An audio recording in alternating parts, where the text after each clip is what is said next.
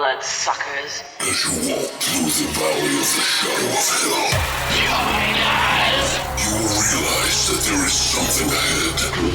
Something that lurks behind the dark veil. We have such sights to show you. A veil that is beyond our own comprehension. I'm just gonna bash your brains. Beyond the void.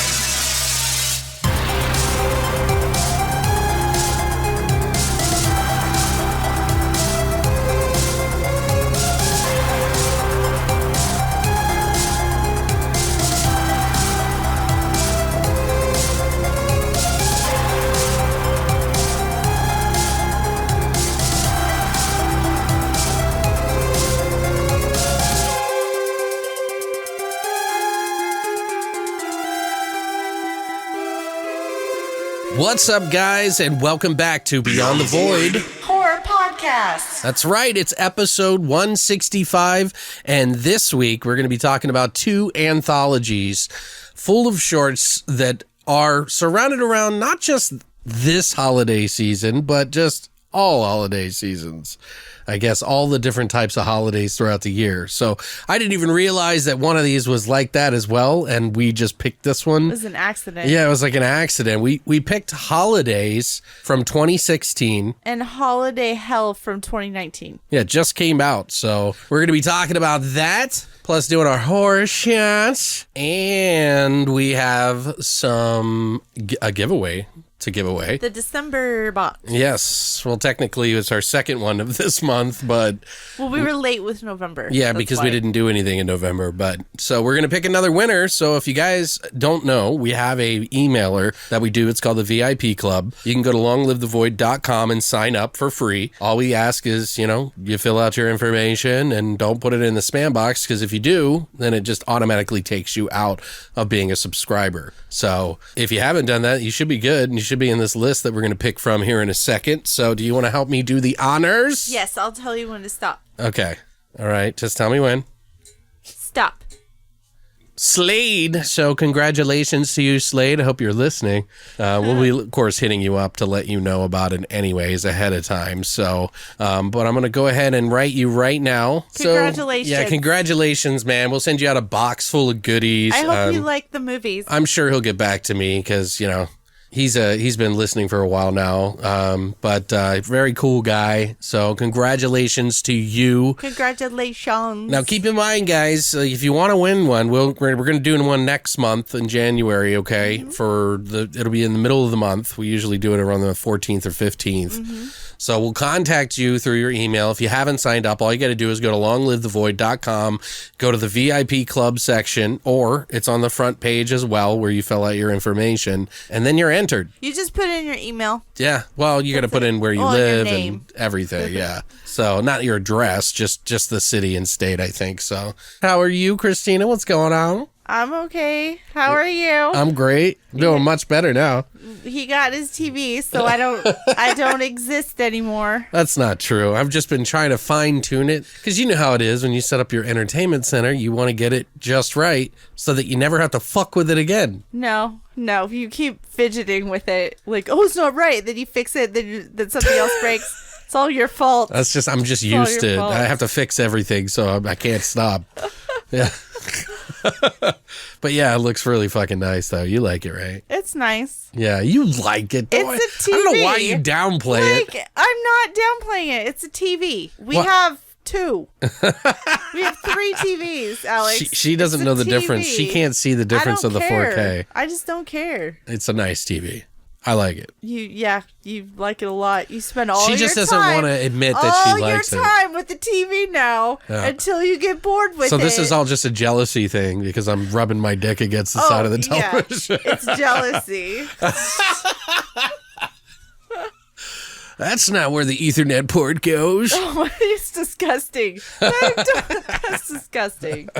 Anyway, so yeah, we've been fucking with that shit, trying to watch 4K. I've never seen 4K, so I mean, I have in like stores and shit, but sitting in your living room, that's like the real thing for me. So it's like really interesting. So we're expecting our bandwidth, caps to go get busted this month for some reason. Yeah, you're welcome. Because it doesn't even matter what it looks. Never mind. Right.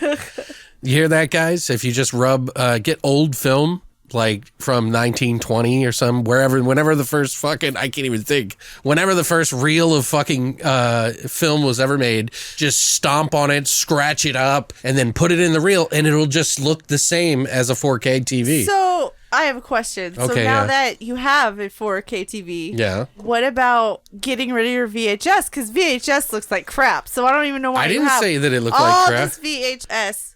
There's a difference between VHS and 4K, sure. But you're the one that said VHS looks just as good, so... Yeah, it does, but it doesn't mean you need to keep it around and take a broom everywhere. Well, you just proved my point, so we don't need to get rid of it now, because it looks just as good, so we might as well just keep that, too. Oh, my God.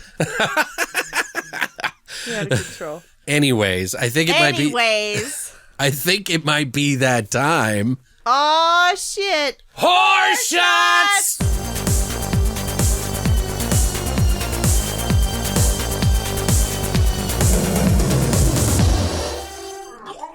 All right, guys, so we're back, and we're going to be doing one of the shots that isn't really necessarily surrounding any one of these two anthologies that we're reviewing today. Because it's holiday. It's pretty hard to make up a shot off of, 11 or 12 fucking shorts? Right. So we're just calling this a holidaze. Real original. DAZE. And, it's a holiday horror days fucking shot. But it's pretty interesting. It sounds pretty good, actually. It's 1 part butterscotch liqueur, 1 part sour apple pucker, 1 part Jack Daniels, and then you're going to have a cherry each separately. You're going to mix sugar and cayenne pepper separately in a small bowl. And then you're going to rim this shot. So you wet the shot on top. Usually you can just put the top of the shot on a wet paper towel and then stick it in the sugar with the cayenne on top. Then you're going to pour your shots out, of course. You can do it in a mixer if you like it cold or not. I think it's fine either way. Probably cold is better just because you got butterscotch and fucking sour apple pucker. But that should be good. However you like it. When you shoot these, you're going to shoot these first. Then you're going to eat your cherry. You can do maraschino or whatever, cherries, doesn't matter. And then you scream, "Happy holidays, motherfuckers." And that's pretty much it. That's how you do holidays. Happy holidays, motherfucker. Woohoo. That's right. So I think it sounds pretty good. I'm sure it's going to be kind of an odd mix at first, but I don't know. Sounds holidays to me, Very holidays-y. You know what I mean? So I don't know what apples has to do with fucking holidays, but I guess apple pie, huh? Oh, yeah. It's a holiday flavor. Right, yeah. I mean, I don't know what else to put in it because we're doing literally both of these movies span the cross of the whole year. Right. So, right. But if you would like to do a holidays, all you have to do is go to longlivethevoid.com and check out our hashtag horror shot section now. That's it for horror shots. All right, guys. So now we're going to go ahead and jump into our flesh and potatoes of holidays from 2016 and Holiday Hell from 2019. That's right. We're going to go ahead and do that right now.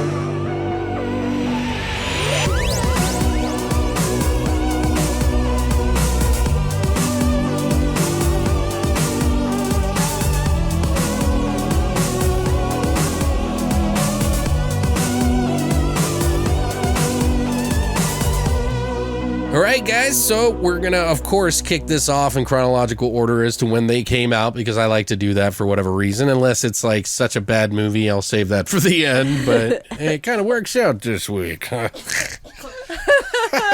Hint, hint.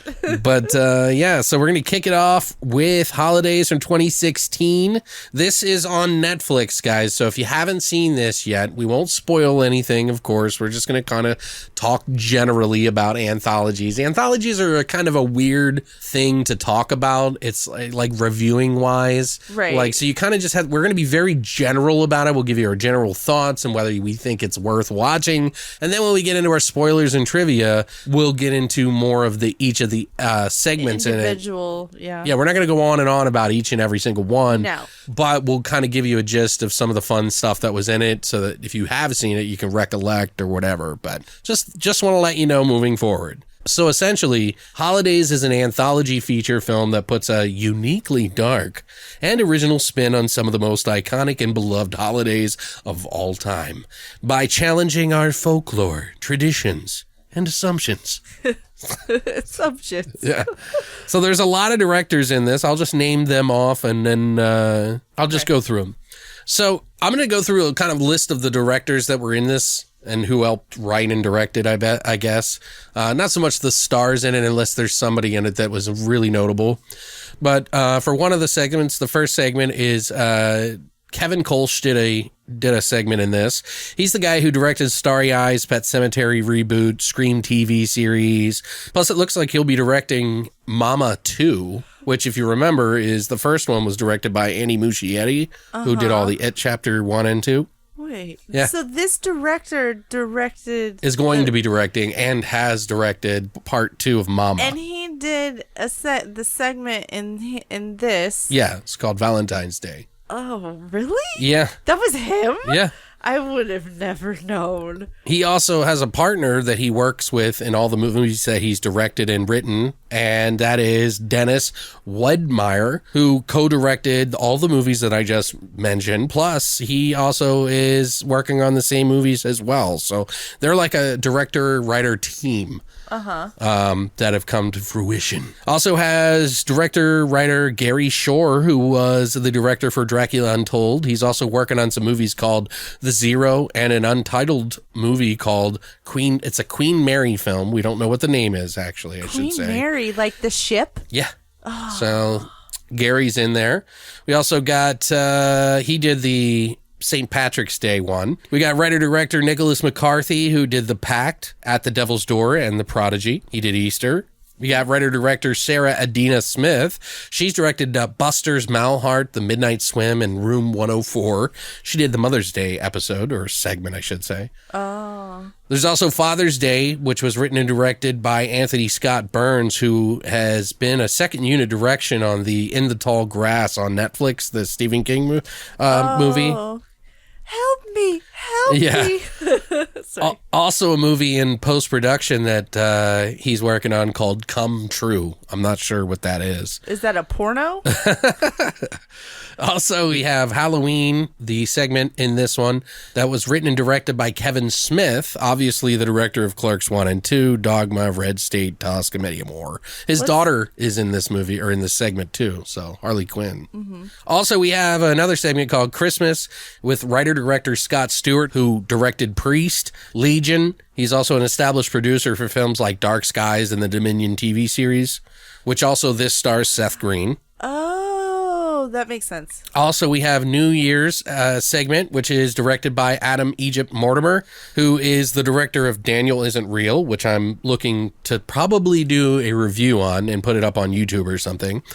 He also did Some Kind of Hate, and he's working on a title called Arch Enemy, which is in post-production right now. Probably already finished. It's also written by Kevin Kolsch and Dennis Widmer, who both did some of the other segments in this. And that was for the New Year's segment. So, Christina, we don't know the budget on this one. I tried to look, but I didn't see it. But that's Christina, and the weird thing is because usually how anthologies are done, you have one production team who basically spreads the costs of to whatever everybody. Segment. Yeah. And usually it's like going to a festival where you don't really get anything, you know, if you were in a band and you were playing a festival, you don't get paid as much at festivals, right? You know, for whatever reason. So pretty much the same thing, I would assume. But I mean, this was a pretty big budget one, I would assume, just by the quality of it. Oh yeah. And the bigger directors that were directing. So what did you think of this? I thought Holidaze was a good idea. Mm-hmm. But I thought they should have swapped out some of the stories. Like, it seemed like some of the stories, it's like the story was already written, and then in order for it to be in the anthology, it's like, oh, we got to throw in a holiday. So this will match up. You know what I'm saying? Yeah, no, I know what you mean. Yeah, so it will match up. And well, I wonder if they were like, well, yeah, because this one goes in order. Right, the per the year. So yeah, so everybody was able to get like one holiday all the way up, right, in order, sequential order. So it was Valentine's Day, St. Patrick's Day, Easter, Mother's Day, Father's Day, Halloween, Xmas, New Year's. Yeah. Yeah. Makes sense. Yeah. But I mean, like, so what I really liked about the overall anthology, I did like the greeting card. Like every time one of the segments ended, there was a greeting card and it opened. I don't know why. Yeah, and it would say like so happy much. after everyone Yeah, or before happy everyone. Valentine's Day or happy St. Patty's Day, and it was Or like Merry Christmas. It was done really well. But I'm like, I love greeting cards, and I have antique greeting cards like on our wall in the hallway. Right, and there wasn't I like thought sometimes in anthologies they'll do like a intercut segment right that embraces all of the segments, but they didn't really do that in this one. They It was didn't. just like, hey, this is Valentine's Day. Hey, this is right. each individual. So And they didn't show it until the end, so it was almost like you had to guess what holiday it was, because some of them Right. were like, what holiday is this supposed to be? Like, is it supposed to be Father's Day? I know the Father's Day one, I was like, what? yeah, well, I like that they Like- did it at the end. Yeah. Yeah, I did too, because it kind of kept you Well, you guessing. kind of guess it pretty quick on most of them, but Right. Yeah, I thought that was clever. what'd you think of the acting and the like stories? You said the stories weren't that good. Some of this is so hard reviewing anthologies. I really, really liked 2, maybe 3 of the stories. Out of 7 Right. And 2 of them I really wanted or more. 8. Sorry. Right. Yeah, that's not that much. But 2 of them I really wanted to know more of the stories. Well, that's what they're supposed to do. Right. Yeah. Right. But I mean, it was worth those 2 or 3, Right. I think. It was good. But overall, it was like, I gave it like a 6. Really? Yeah. Is that Wow. low? Hard to please. I am. I mean, it's funny for me. I don't remember too much about this anthology, this particular one, Holidaze, from when I first watched it, because I did watch it before, and at the time, it didn't seem all that memorable, like at least in my memory, which is pretty fleeting these days. But upon second viewing, I actually really liked this. Like I was, anthologies are pretty hard to nail. Now, did you like all of them, you think? Well, or? I mean, the thing about anthologies is that they are only as good as the sum of their parts. Right. So, i.e., if there's a good one in the sum of these parts, some great one, it tends to make the overall experience better. You're a little more forgiving when you see a really good one. Or if it's really bad, then you're kind of like, oof. But I thought everything was pretty good in this, like sometimes when you watch an anthology, it's just a mixed grab bag of good and bad stuff.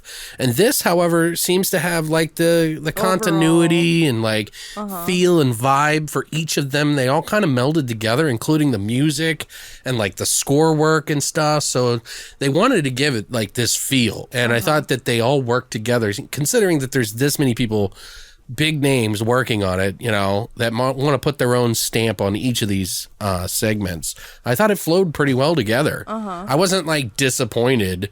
I was just like, oh, that could have gone further, or Right. But I've seen so many bad anthologies. It's kind of, Right. this one's actually not that bad. 8 stories in this, as we mentioned, and not just Christmas stories, but the whole year of holidays turned on its head into horrific little doses of fun horror, and sometimes some very vibey shit too, like creepy kind of. Still, there are some that are just okay or above average, in my opinion.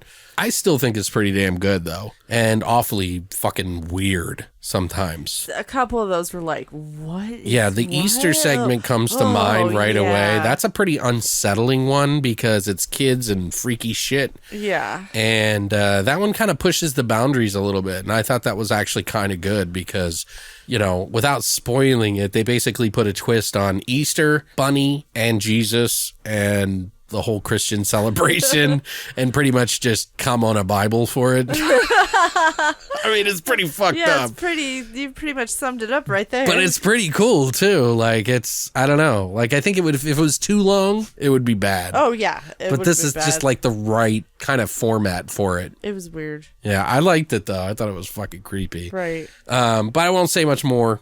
Other than that, I think, this is a highly rewatchable anthology in comparison to a lot of the other ones. And I think you should check it out if you have not already. It's up on Netflix, like I mentioned, for the time being. And I think it's worth your time. I don't think it's going to be a 10 out of 10, so don't go expecting that. But I think you'll find some pretty creepy shit in it that you might not see in other, anthologies. And if you're looking for something like to watch for Christmas, there's a really good Christmas one in there. It's pretty good. Yeah, I'd say so. Well, the bad thing about this is two of the segments kind of run together in the same kind of tone. Yeah. It's almost like they had the same twist. Yeah, and it was Christmas and New Year's. Yeah, they were kind of like very similar. So it kind of like lost the impact of the last one, you know? Like, and I almost think I feel like they changed the ending of the New Year's one because of that reason. I don't know. I think, I think this is probably a 7.5 for me, personally. 7 or 7.5. I think that's fair. This isn't the most amazing thing I've ever seen, but it's pretty damn good when you consider the sum of all its parts. I'd give it a rewatch sooner than later. Okay. There's a lot of them that I'll skip and I'll never watch again as far as anthologies go. Right. This isn't one of the bad ones. This is a nice trip. Right. It's not a speed bump or anything like that. It's just like it actually sticks its neck out a little bit. Some of the stories in this kind of remind me of like a Channel Zero kind of feel. Yeah, I can see that. You know what I mean? Yeah, like just kind of that Easter one. Yeah. Yeah, there's some really kind of twisted shit in there. Yeah, the Father's Day. And it's done well. Like it's shot well. Right. Like everybody did a really good job in my opinion, and it's really aesthetic with the lighting and like I don't know, it's just kind of freaky shit. Thought it was cool, man. So. But yeah, so Christina gave it a 6. I gave it a 7.5. I think it's pretty accurate. Yeah, so it's good. Comes out to about 6.75 for both of us. So somewhere in there, that's probably in the middle. If you guys have seen it, though, I'd love to hear what you think about it. So let us know. If you haven't seen it, did we interest you in what there is to offer here without spoiling it, of course. Speaking of which, we'll get into our spoilers and trivia now and kind of break down each of the segments real quick in a very short way. I wrote a little bit down for each of the segments here, and I mixed in some of the trivia with it. Oh, okay, good. So there wasn't a lot of trivia for this. Good. But the first segment that we get is Valentine's Day, which I actually kind of liked. This is the one that Kevin Kolsch and Dennis Widmeyer did. You like that one? I thought it was pretty good, actually. Oh. Why didn't you like it? It was just cringy. It was so like tropey. It was horror tropey and Yeah, but most short things are. Yeah, and then it's one of those where I thought they just threw in the Valentines. Like they were like, "Oh, we gotta make this Valentine's-y." Yeah, but they really pick on that girl, and you also wonder why the fuck the coach isn't stepping in. But essentially, to give you guys an idea, if you're still sticking around past this to the spoilers, you got Maxine, who gets picked on in school by her swim team, calling her Maxi Pad over and over again. I thought it was a pretty great segment. She gets picked on by them. She's obviously in love with the coach, who, turns a blind eye to all of her bullying. He knows all about it, but does nothing about it. Yeah, that was weird and creepy. Yeah, that was weird. Like, why wouldn't you step in and do something? But I guess, some kids need to have, them stand up for themselves. So maybe it's just lost in translation. Maybe school policy, he can't. Beat the shit out of the other girls. Yeah. Yeah, maybe yeah. school policy prevents him from doing child abuse. Well, one day he hears her getting specifically bullied, and he decides, he's on the phone with his wife and they're arguing and shit about Valentine's Day. And he's like, fuck, I'm just going to give her the card I was going to give my wife because she's a fucking cunt. I guess. If that's what you want to say, Christina. Sorry. No, I'm not. Cunt. Don't hold me down and fuck my mouth, all right? But, he gives her a Valentine's Day card, slips it into her locker after she gets bullied, and she gets it, and then is like, sees it as him saying, love, Coach, whatever, Thomas, or whatever his name is, and then goes out and beats up the big bully by cutting out her heart for Valentine's Day and giving it to the coach. And literally hands it to the coach at his home. And it's like, and she's just smiling the whole time. And he's like, what the fuck? I thought it was pretty cool. I didn't like it. Yeah. And I thought that was I don't think they should have opened up with that story. I don't know. Well, you want to have a somewhat strong offering, but nothing too strong to overshadow the end, usually. Right. So that one you didn't like. I thought it was pretty good. Thought it was above average. Thought some of the scenes that they did and how they showed how they did was pretty cool. The second one was pretty creepy because you got creepy kid in St. Patrick's Day, which Gary Shore wrote and directed this one. It's about Grania, this fucking weird redheaded kid in Ireland who's in school, and the teacher is like trying to be there for her because she seems very distant from the other kids. And so she's trying to make her feel at home, and this little girl won't say anything. She's like, why don't you put on a smile for me?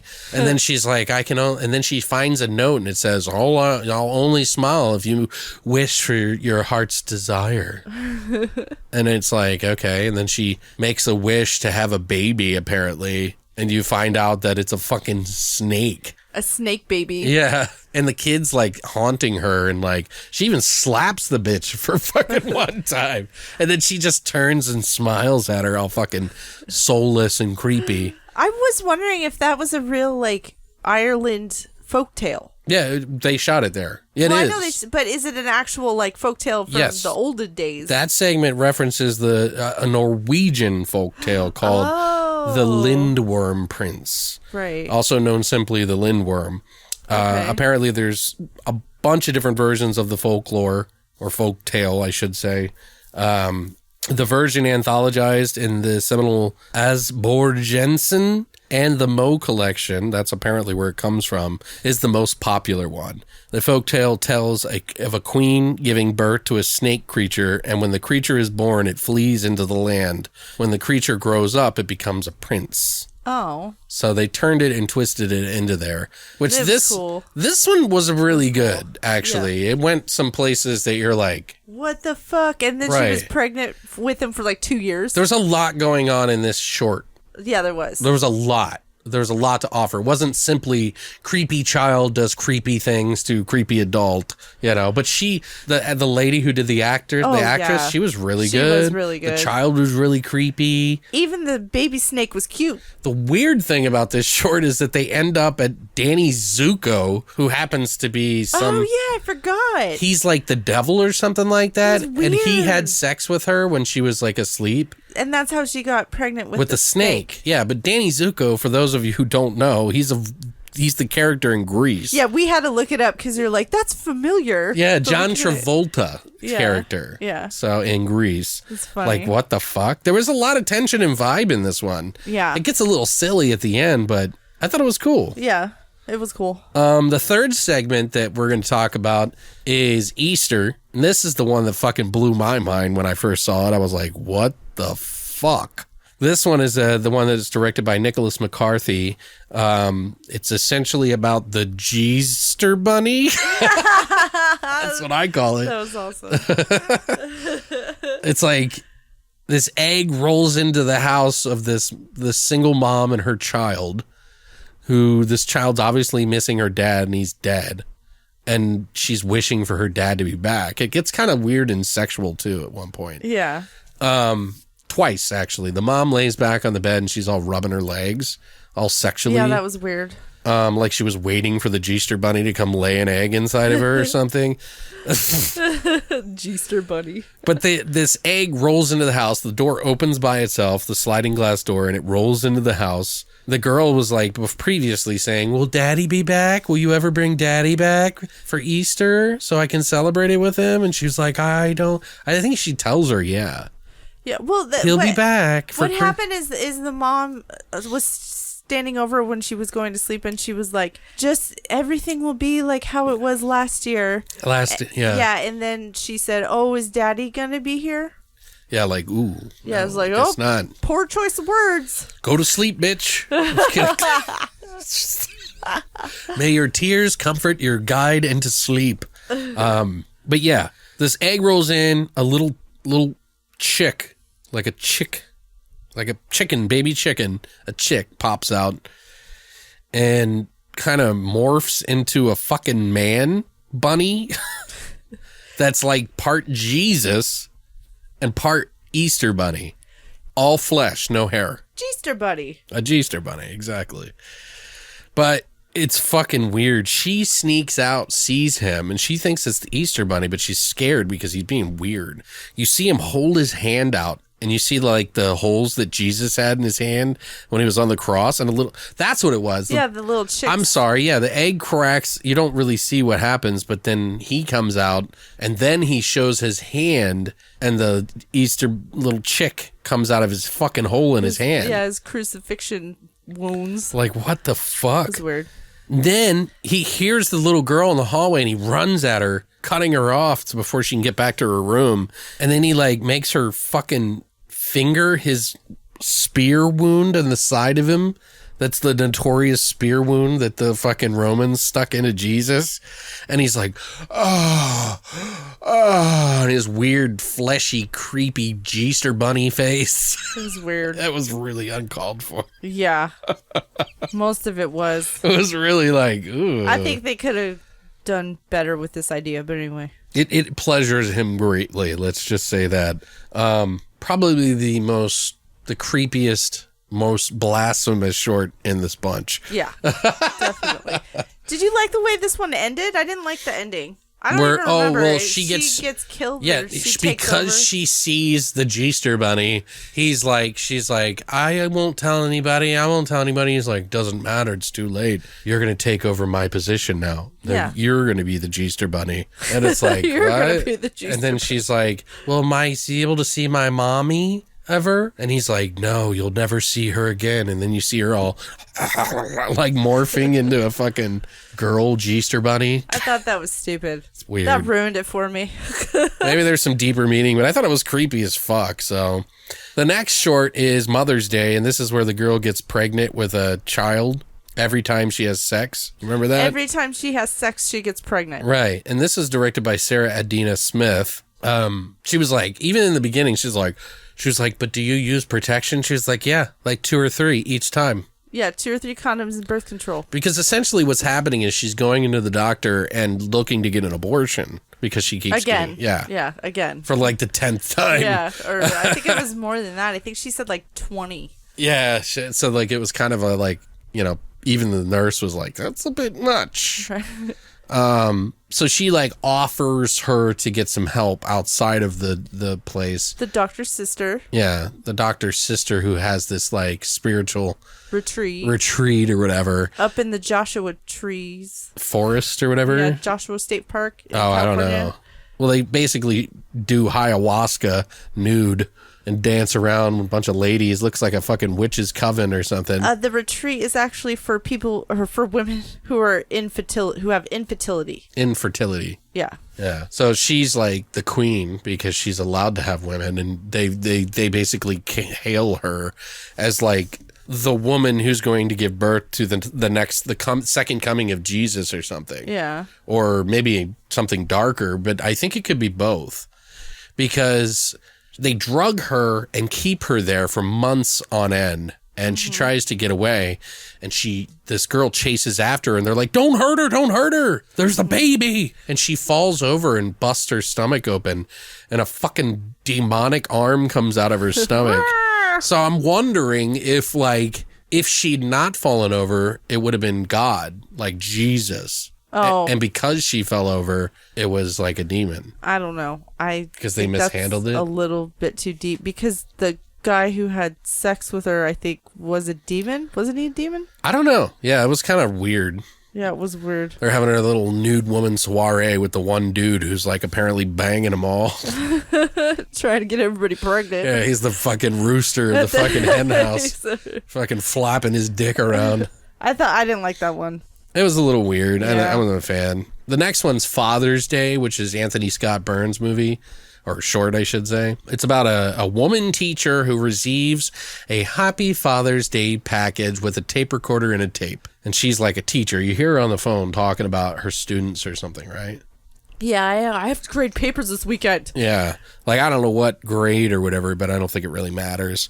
But it's her father saying that he's, like, sorry that he left her and that if she'd be willing, if she wants to meet him, he left instructions on how to find him. Like on the other side of the tape, and so she like leaves the house and like goes to the location and she called. I thought it was an important part. She called her mom and left a message and was yelling at her that she lied to her about the dad being dead, right? And yeah, stuff like that. I thought that was important. I really felt like they were gonna have her mom say he is dead or something, because this one didn't make any sense to me. Right. I didn't really understand it. I think this is one of the stories where I think it needed more time. Didn't you say something about like she was like going to death? Like her father was death? No, I didn't think the father was death. I think he was actually going to see God. And then since he was allowed to go see a god, or the god, I don't know. He was stuck in purgatory or something? Yeah, he got stuck, and then he was able to, well, I'm jumping way ahead, but he was leading her to this purgatory place. Okay, because it was pretty cool. It was so cool how they did it. It was like him talking to her as a child on this tape, because he had planned this for her to get it when she was old enough to make her own choices. And you can hear her her dad talking to her as a child. And he's just up here, honey. We're going to be there soon, honey. I'm so glad that you decided to see me. Stuff like that and she's like, who are you talking to, Daddy? Talking to you, honey. Yeah, stuff like that. That was good. There was some cool stuff. It was really tense. And she's like, what? That's the one that reminded me of a Channel Zero sort of story. Yeah, it totally did.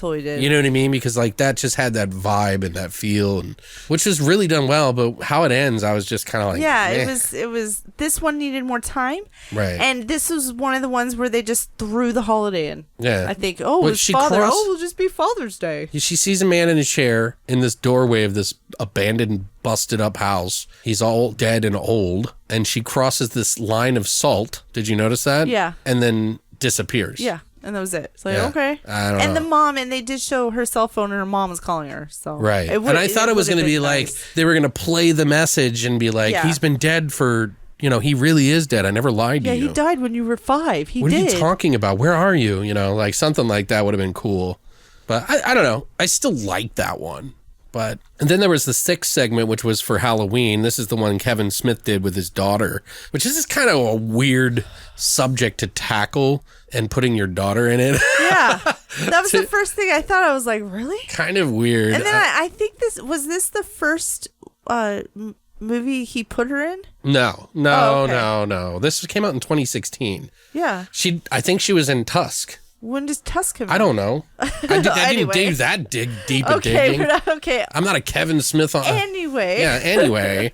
So it's essentially about a cam house with a bunch of girls who are in a cam house, essentially doing webcamming for money with this fucking douchebag slave lord that calls all the girls whores and shit like that for his business. He's essentially this fucking fucked up guy. And you've seen him in other movies, by the way. He's the cam model pimp. Yeah, pimp, essentially. But he tricks kind of girls who are looking to get money and need some sort of support, and he tricks them into doing it, and then basically captures them and forces them to do his bidding. And have sex with them. Right, it's kind of gross, but they make kind of a weird connection to Coven of Witches. To make it Halloween-y. Yeah, they stand up to this guy who's calling them whores and shit like that. And they're like, no, we're not fucking going back to work. We're getting the fucking night off. Did you know that a coven of witches was considered to be more than 2 women in a room? And if that was considered, you better fucking back the fuck up. This one was weird. They stick a fucking dildo up this guy's ass and put it on max settings. And tie it up to a car battery to make it so it's really strong. It seems like it's a good story going back and forth talking to somebody, but out on print. Yeah. That's probably why it's an anthology. Yeah, and let's just throw Halloween in there. Well, and then they were like, yeah, show us your pussy, Yeah. And he, they're on a computer in the other room while they're wired him up into the cam room. And they're like, yeah, show us your pussy. He's like, I don't have a pussy. She's like, well, make one. And then slid scissors underneath the door. Yeah, and then he has to cut his shit off. I don't know. That one was kind of weird. Dumb. The next one is a Christmas one, the 7th one, which is by Scott Stewart. Seth Green is in this one. He's late to get his last Christmas present for their kid or something like that. And he's going to get this U-View thing, which is a VR headset that makes you see whatever your mind wants to see somehow by reading your brainwaves, which it's kind of funny a little bit. Mm-hmm. But the guy before him gets to the shop before him, and the owner of the shop sells him that one that he had called and asked him to hold for him. Because he was late. Like always, apparently. Mm-hmm. And the guy before him, he like begs him to give it to him. He's like, I'll give you $500. He's like, sorry, buddy, be on time next time. You know, first come, first serve. Then he's like walking back to his car defeated, and he sees the guy who told him no, like laying on the ground, grabbing his chest like he's having a heart attack, trying to reach for his pills. And he's like, oh my God, I'll call 911. And then he sees the gift like sitting on the seat of the passenger seat. And he's like, I could steal this and nobody would give a shit. Right. But I would have still given the guy his pills. I just would have taken it and then given him the pills if I was going to be that shiesty. Yeah, but then the story wouldn't have turned out, yeah. I don't know. It just seemed a little unrealistic, but it is a short story. So right. But anyway, he goes back to the house feeling guilty as fuck about this, but his kid's happy and his wife's happy. And like, she's kind of a bitch. She'll like get mad at him all the time for stuff. He's kind of a pushover. And like, the kid's like, oh my God, it's so amazing. He's like, Dad, put it on and see what you see, because everybody sees something different. And he puts it on. It's like some fucking porno. And then he starts seeing, like, because he's thinking about the guy he left for dead, he starts seeing from the guy who's dying eyes while he's stepping over him for that gift. And it like feels really bad. And he forgets to log out, and his wife sees it. She's like, I saw everything. And he was like, fuck. She's like, why'd you do it? And he was like, because I was tired of being pushed around. And she was like, that is the hottest thing you've ever said. And they fuck. And then the morning they wake up and she's not there. She's in the shower. She's in the shower and he grabs her headset. She forgets to log out and he sees that she's been actually fucking murdering people. No. She murdered her boss because the boss wouldn't give her a promotion or a raise or Christmas bonus. It was a Christmas bonus. That's right. Right. So he sees that and then he's like, oh, fuck, she's even worse than me. This is kind of one of those ironic. Yeah, I like that story. I thought it was good. That was good. But that's the thing about the next one, the New Year's segment that Adam Egypt Mortimer did. He and Kevin Colson did Dennis Widmeyer. But it's about a guy is about to kill a woman. She's like trapped in a chair. It's like about to stroke midnight. He has to kill her at the stroke of midnight on New Year's Eve. And he just shoots her in the head, like right off the bat. Like, you're like, what the fuck? Then they fast forward a year to next year and he's on a dating app and on another date with another girl. So I guess he's like the dating app killer. Yeah, I guess so. You know what I mean? Like, yeah.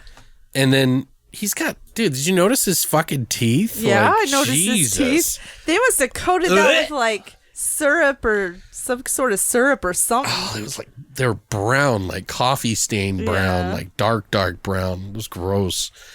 But his plan was to kill her on this date. She's like, let's go back to my place. And he's like, oh, all right. They go back to her place. And then he's like, she's ready to fuck him like right away. And he's like, hold on, I got to get fixed up. And then he goes in the bathroom and sees like testicles in jars. I think it was testicles, right? And eyeballs, a bunch of stuff in jars in her medicine cabinet. Yeah, from other dates, and I then guess. he was getting his chloroform out too, getting ready to, suffocate her with the chloroform. Right, like and then, yeah. Yeah, and I think it's probably just more of like the whole trope of like a man doing it and then finding out that it's a woman doing it. And then the woman comes in with an axe. It has like that vibe of like nowhere near as good, but like American Psycho for some reason for me.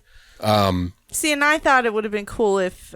she flips the script on him, basically. Right. She's the killer. Right. And they have this like fight and shit, which is pretty funny. And she does a really good job being crazy. Yeah, she does. Yeah, she did. Yeah, and he's like, you don't know how to feel during this segment. You're like, who's the good guy here? Like, and it's almost like he deserves it in some way. Did you feel that way? Or? No, I didn't.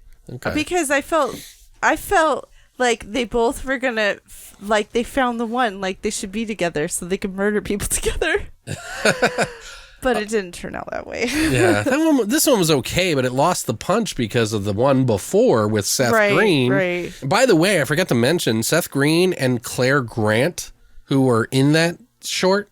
She plays his wife. That's his real wife. Oh, is that his real yeah, wife? in Oh, real funny. life, yeah.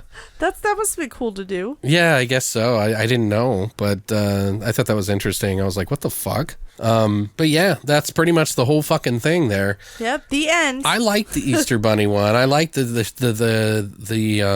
Patrick's Day, St. Patrick's Day one. Yeah, I like the St. Patrick's Day one. I like the Christmas one.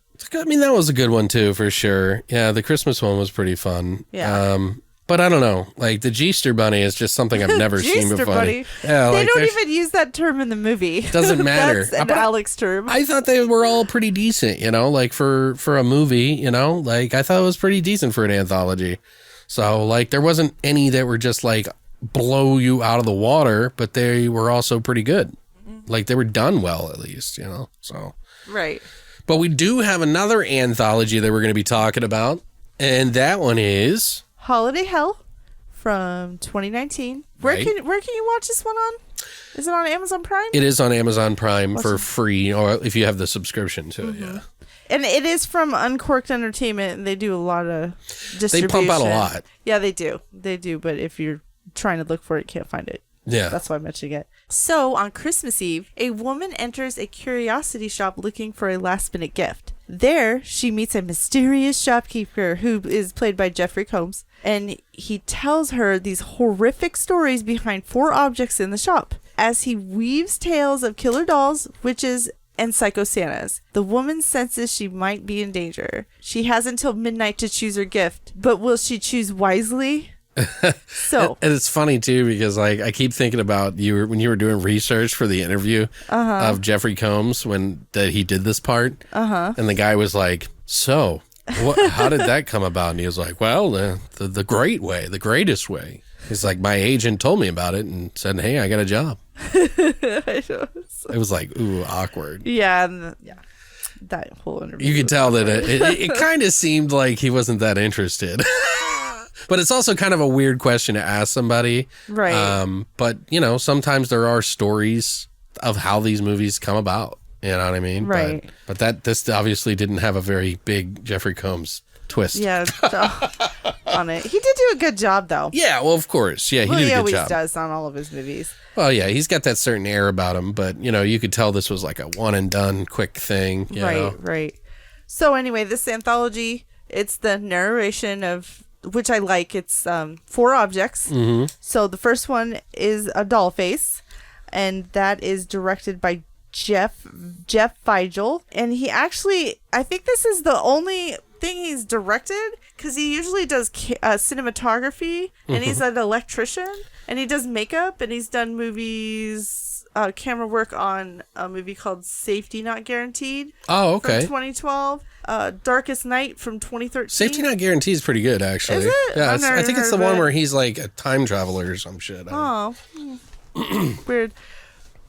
The next one that's called, I love the title of this one. Wait. So so that was for which one? Dollface. The next one is called The Hand That Rocks the Dreidel. Such a great I name. wonder what holiday they're talking about there. It was directed by Jeff Farrell. He's also directed Dead West from 2016, Ghostlight from 2013, and Morella from 2008. That was probably one of the better ones too, huh? Meh. Anyway, continue. Anyway, next one, Christmas Carnage. That's the third segment. Right, the third one. And it was directed by David Burns.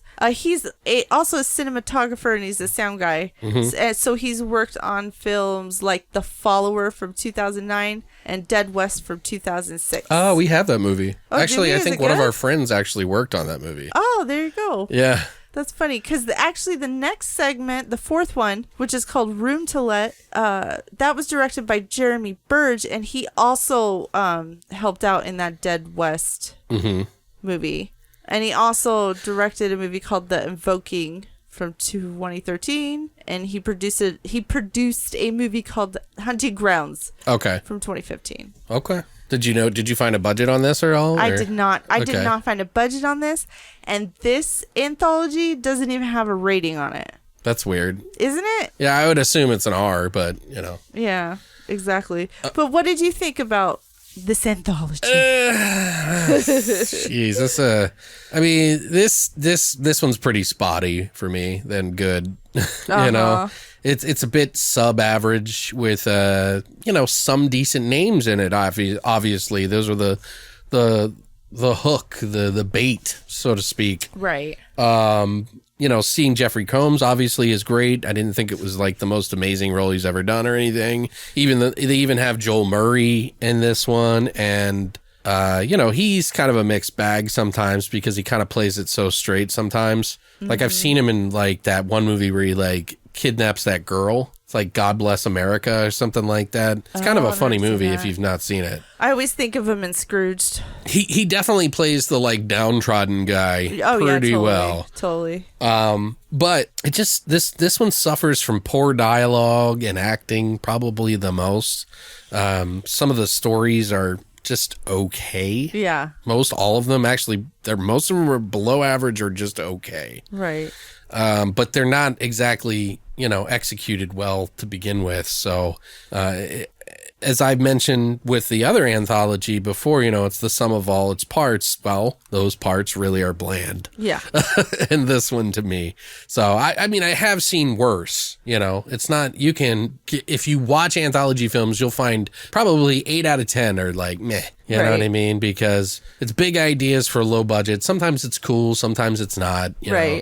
But I did like the idea of the shop, that they had all these curiosities and Jeffrey Combs tells you the tale of each story. But I mean, the store was okay. Probably it just didn't have any personality. Felt like bare minimum. They should have filmed it in a real curiosity store. Right. They could have like just added stuff and like had her point it out. Right.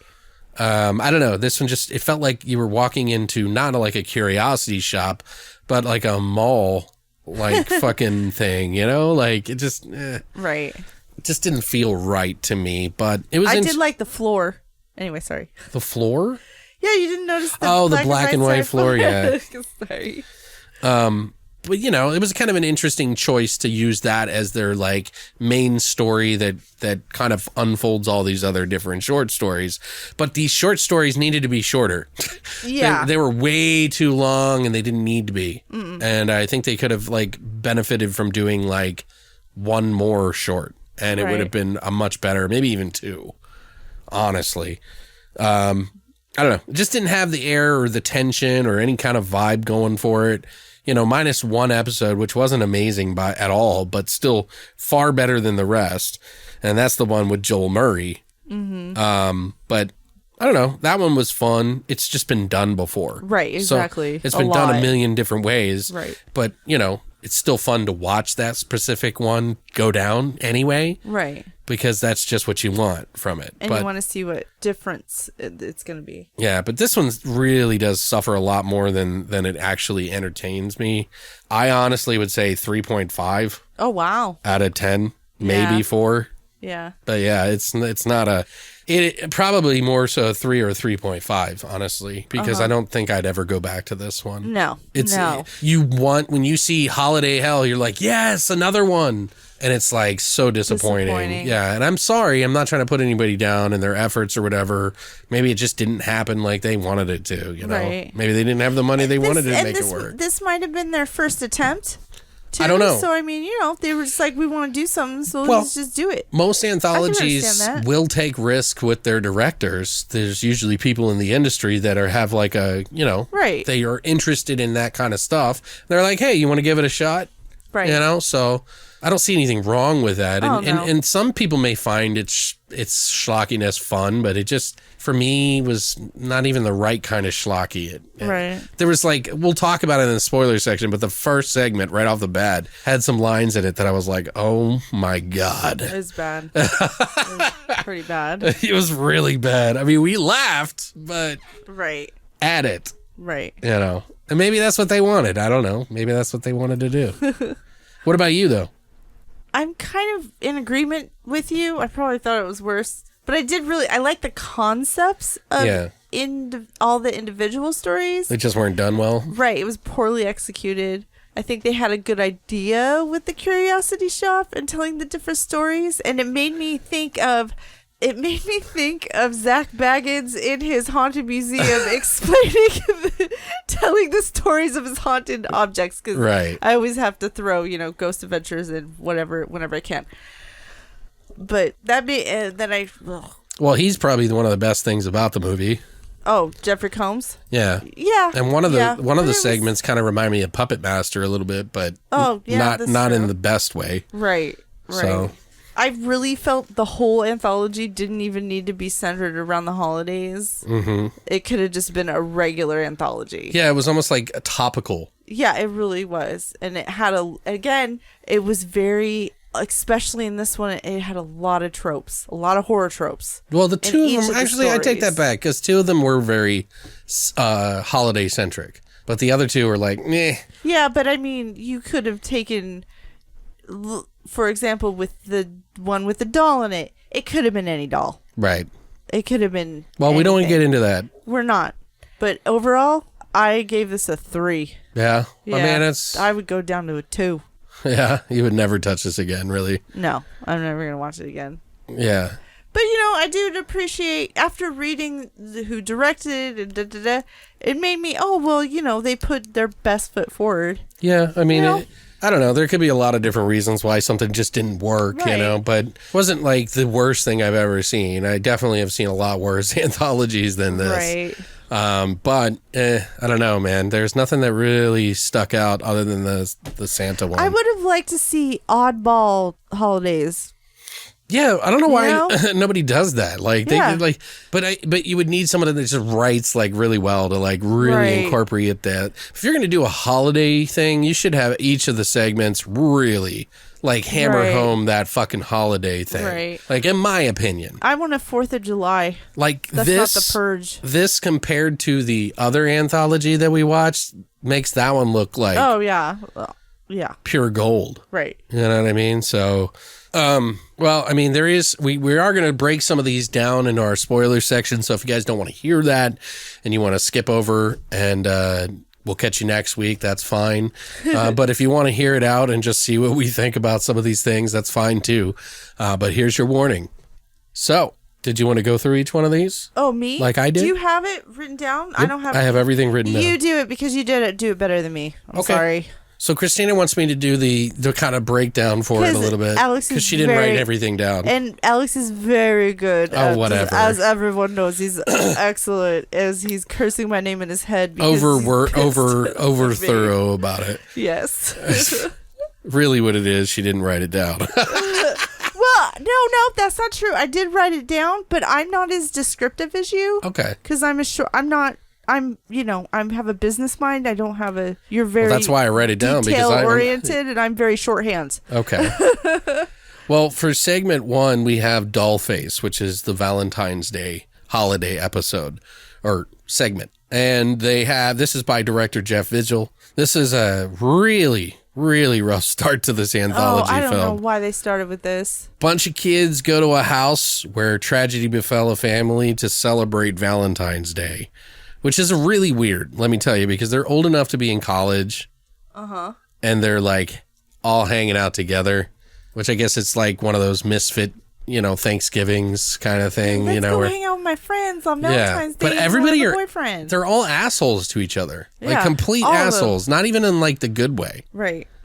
But one of the party goers, a girl, invites a couple of guys to come hang out with her deaf friend. Which they added this girl in this movie who is a deaf girl. And we'll get into that in a little bit because I know Christine is bursting at the seams to talk about that. But she invites this couple of guys to come hang out with like 7 other people. And one's got a southern ladies man accent, air quotes, ladies man. And it's like, she's like, this girl's macking on him like hard. And she's like fucking, basically, practically, they're fucking everywhere they go. And they go outside and he's like, whoa, you have to be knee high to get on this ride. Oh my God. And she just starts sucking his cock, like right off the bat. Horrible. That is a really bad line, but it's funny in a way, but it just does not work. No. It's not even that I'm offended or anything. It's just yeah, it's cringy. But it should have been funny. but it wasn't funny and the cadence of the dialogue was really bad. That's why. It was like they were in a rush to get through it more than it was. One take. Yeah, get it through, guys. Come on, let's go.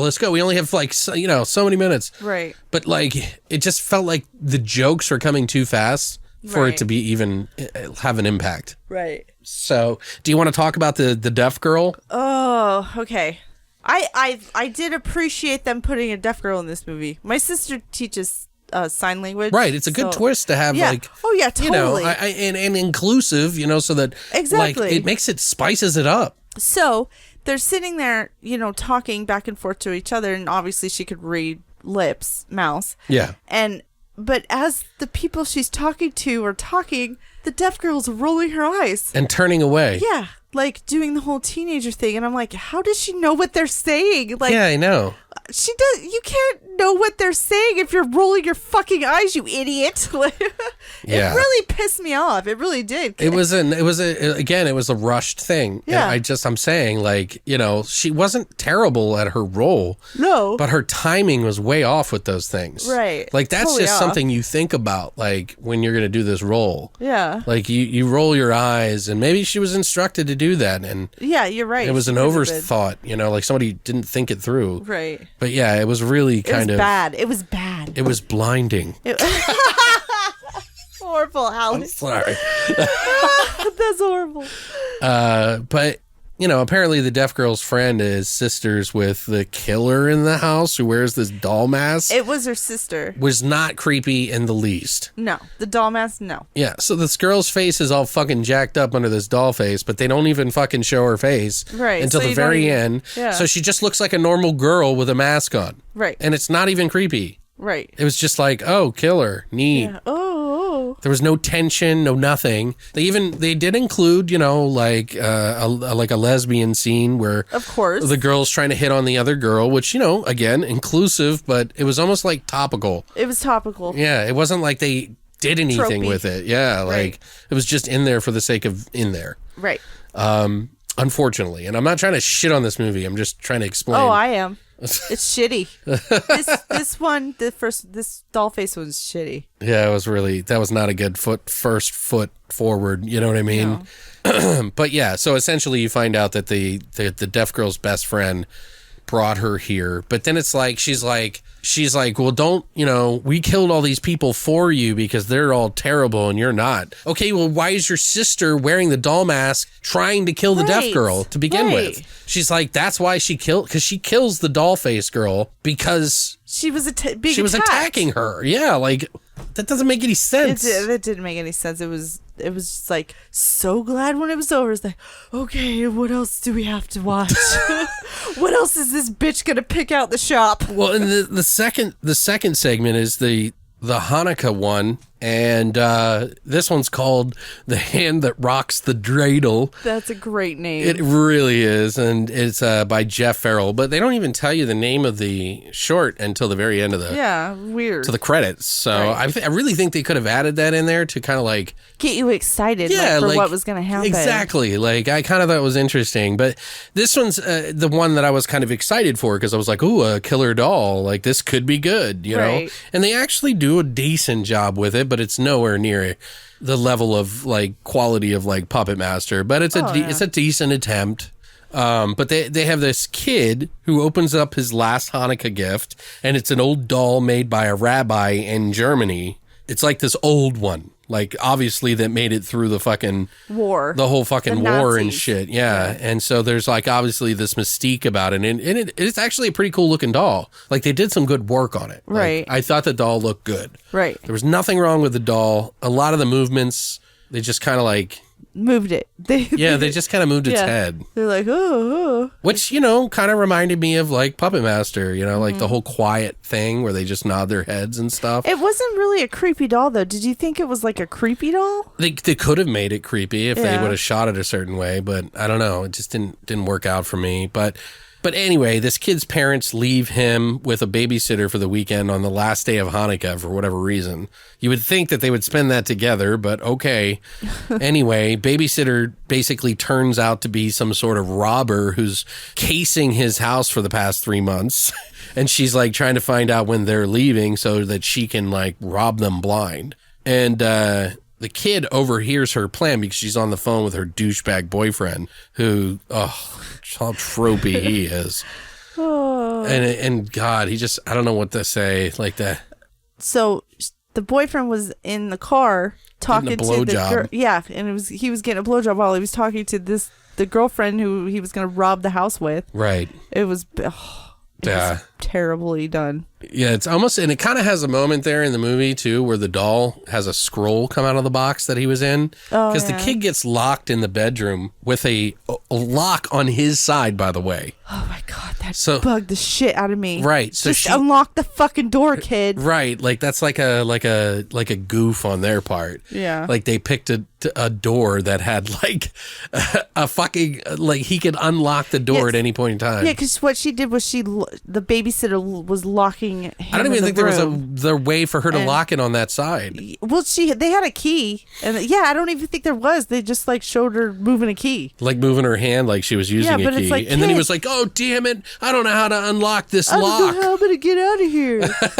But he's like looking through the box. He knocks over the box, and the scroll pours out, and he's like, he reads it. It's all in like Hebrew, and it's like. It says like, I will help you if you need help. Just say this aloud and I'll come and help you. And then the doll comes to life and like helps the kid like, essentially kill everybody and like get rid of the bodies. And get rid of the bodies. I love that it actually, he's like, well, can you clean this up? And he's like, yeah, I can do it, kid.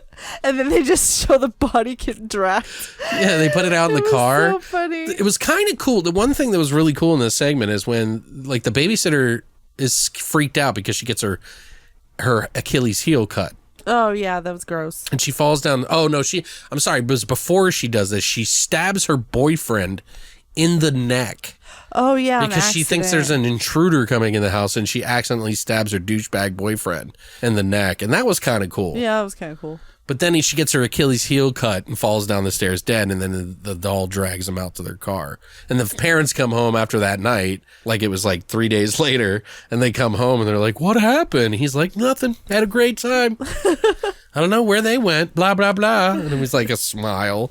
It's like, oh, God. Then we have the best segment that comes up next, which is the Christmas Carnage one, by director David Burns, who has Joel Murray, who is like a crazy down on his luck guy who gets shit on by everybody, dresses up as Santa and kills everybody. Right. Which is pretty fun. He has some pretty bad one-liners, but again, it's so condensed that the jokes are too frequent and it doesn't really land 100%, but it's still good. Right. Like, it's still okay. It's like, okay. It's slightly above average. It's probably the best one of the bunch. Yeah. It's the one that you would watch this for. Right. But not nearly as good as, carrying the film to the finish line. Right. Yeah. It carries it for a while, but but he comes home to his wife and tells her he didn't get the promotion. She shits all over him. So instantly you hate his wife. And he's at the Christmas party, apparently that they're having this year. And the year before he was so drunk. So he's like been sober for like a year because she was so upset with him for getting shit faced. And so he quit drinking, and she keeps shitting all over him, and her kid's about the only sweet thing to him, right? Mm-hmm. But they go to the new holiday party for his work, and the guy who beat him to the promotion is screwing his wife. And so he walks in on him. Yeah, he walks in on him fucking her. And that was kind of funny because, like, if you listen to, like, they don't show you.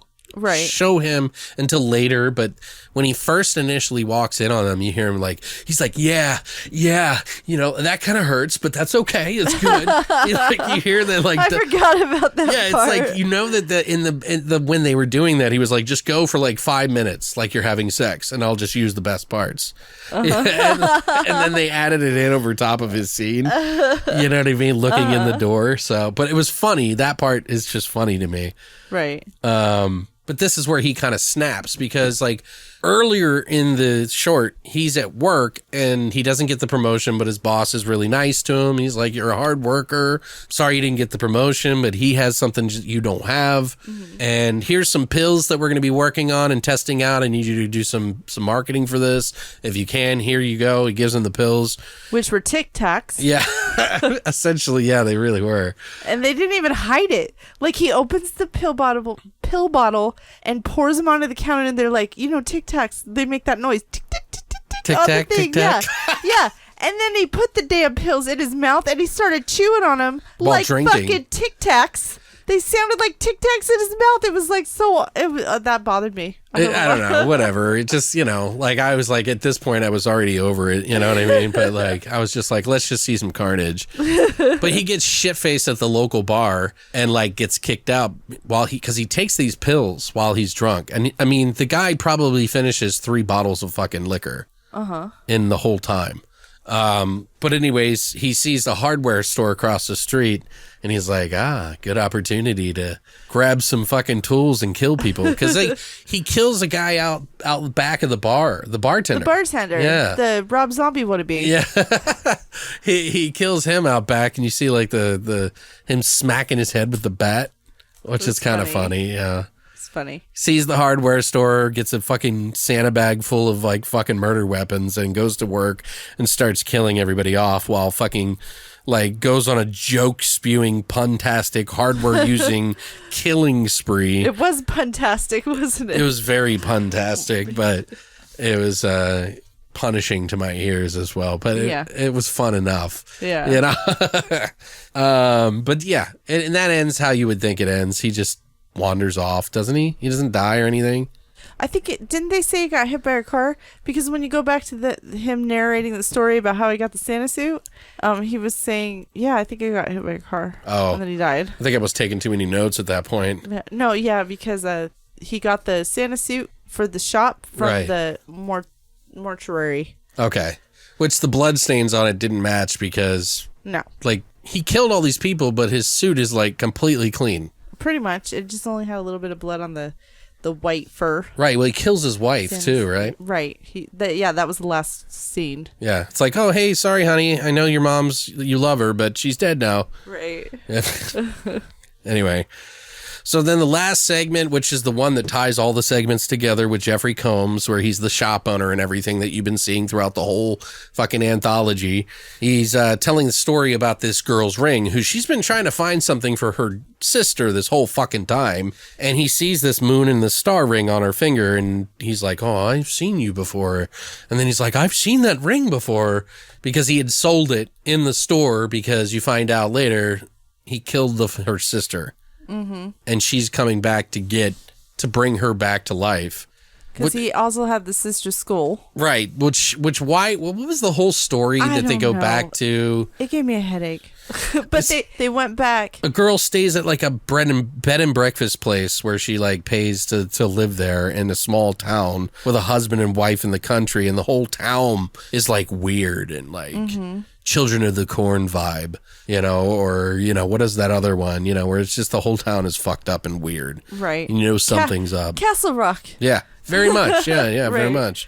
But they sort of the couple captures this girl, and this is in the past. This is her sister. They capture this girl to have a baby by donating her head to the goddess or something like. Oh, that's Sacrifice. What it was. This girl was not the sister of that girl in the shop. She's just some random girl who got her head cut off, and so the other lady could get pregnant with her. Right. And the child that she birthed is the sister of the girl who's in the shop. Right. Long story short, they resurrect her from her skull and the blood of the shop owner, Jeffrey Combs, and she comes back as an albino or something. Yeah, something like that. It was her twin. She's dead as fuck. Sister. I don't know. All these goth kids come out of nowhere. These older goth kids. Dude, I swear to God, I was like looking for people I knew in the scene, across the country.